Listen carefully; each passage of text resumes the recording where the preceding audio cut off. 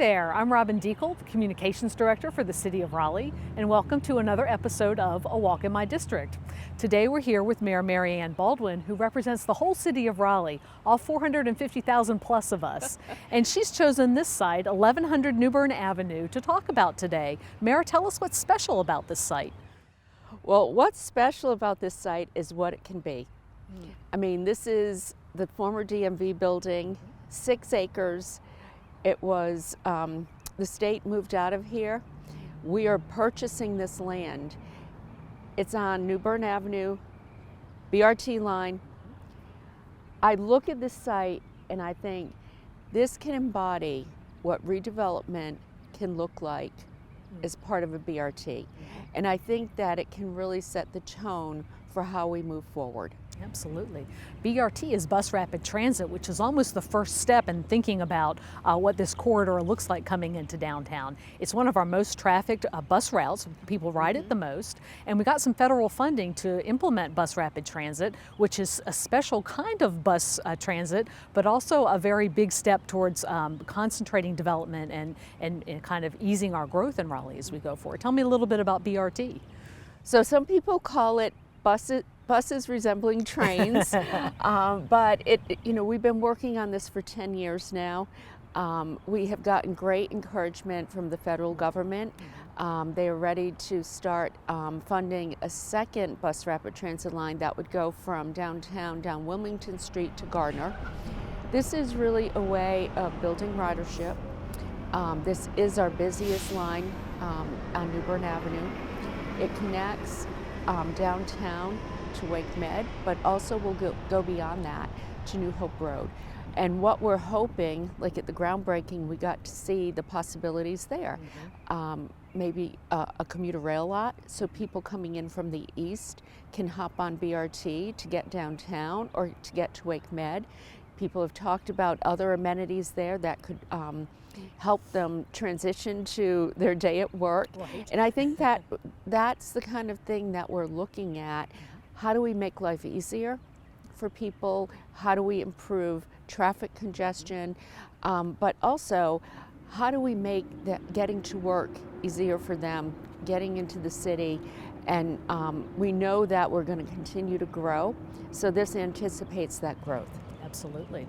And a second step in thinking about how the corridor grows is that complicated topic of zoning. A lot of letters and numbers that don't necessarily mean a lot, but really help to guide what goes where and how dense we can make development, which is so important around transit. And the City Council has been doing a bit about that recently. Well, we have spent a lot of time really, and the planning department, everybody has really worked hard on this, getting lots of community input. And what we looked at first was we couldn't do the DMV site because we don't own it yet, but we looked at empty sites that we own where we can build affordable housing, where we can build density, where we can build mixed-use development, and rezone those sites. So Explorus right down the road is one of them, former Explorus site. The developer wants to put a grocery store there and affordable housing. In this neighborhood, it is a food desert, so having a grocery store here is critical. So we rezoned that. And then Duplex Village, right up the street, is also a site we rezoned because we own it. We have a say over what can go there, and it's sitting right next to senior housing that DHIC has redeveloped. And talk about something that's great for seniors. They can take BRT, they can get to Wake Med, they can get to downtown, they'll be able to get to food and services. I mean, it's going to be a great amenity. Absolutely. I think that's the beauty of density in a transit corridor is there's so many options to do everything that you need. Like you said, on your way to work, getting some coffee, picking up groceries on the way home, maybe you're dry cleaning also. And then community builds around that as well. It sure does. And when we talk about this site in particular, talk about community. We went, I was participated in something called the Mayor's Institute on City Design this past summer. And this is the site we looked at. We had professionals from around the country and other mayors all looking at Raleigh, and we looked at other sites throughout the country as well and talked about the possibilities. And one thing they really emphasized was the importance of community engagement here, but not just the DMV site. Across the street is Tarboro Road Community Center. Think about the possibilities where we have funding to redo that and enhance it, renovate. St. Monica's Teen Center is there. They're looking at how they can improve the community access. I had suggested maybe to Stephen Bentley, our Parks Director, what about daycare? Can you imagine what it would be like for people living in this area, people living on this DMV site, if they can walk across the street to a daycare center, hop on a bus, get to work? We have just made their lives much more affordable and much more convenient. I mean, I think it would be a dream. Absolutely. So that community input, that committee is getting started very soon. And we always have a number of ways to get engaged when we're doing parks renovations. But a lot that's going to be coming to this corridor in the next few years. And you mentioned the southern BRT corridor, next in line for federal funding. We're also working on the western and the northern corridors as well. So a lot of good transit coming to help fuel the growth in Raleigh. I think we've seen bus and pedestrians, a lot of that already happening here on Bern Avenue. What else are you excited about in the city of Raleigh as you look across the city as mayor? Oh man. Well, obviously we passed 73% of the vote, a parks bond for $275 million.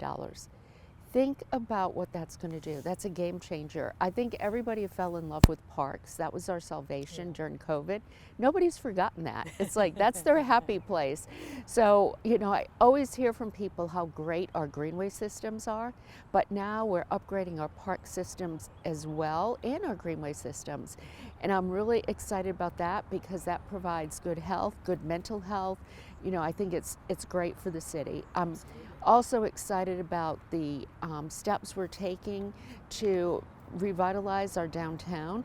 That took a hit during COVID, but we have new businesses moving in. We have some really exciting plans. The DRA worked with us on an economic development study, and you know, I'm excited to see that moving forward because downtown is the center of our city. That's where people come. It's our entertainment district, but we also have to make it a live, work, play area. Absolutely. We have so many amenities there for our kids.